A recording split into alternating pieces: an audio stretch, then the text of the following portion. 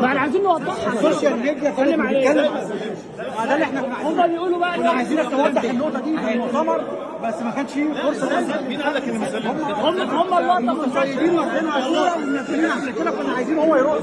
هو سلم عليك. ايوه هو عشان كده كنا عايزين هو يرد. ايوه كان نفسي نساله. سؤال واحد بس، سؤال واحد. لا سؤال واحد. ماشي السؤال الاولاني برضه السؤال صافي. خلاص انا النهارده 61 جول دوري، انا 68 جول دوري اللي تحت منتخب مصر، وقول له ايه؟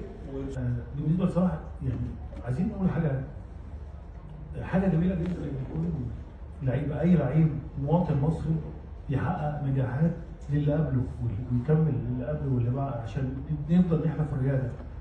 ف كلنا كده يعني، انت ما فيش يعني حتى على مستويات المجالات كلها، الفن، الابتكار، الناس الدكاتره، المهندسين، الناس العظام اللي كانوا عندنا في تاريخ مصر. مصر ولاده سواء بالانجازات والبطاقه، ومحمد صلاح يستاهل كل خير يعني، هو وكل اللعيبه.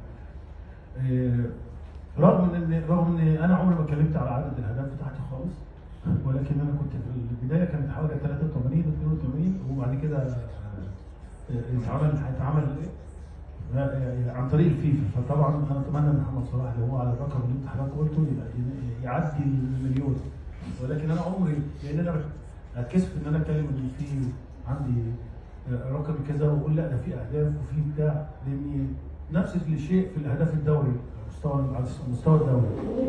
يعني لما جبنا مثلا 176 فكنت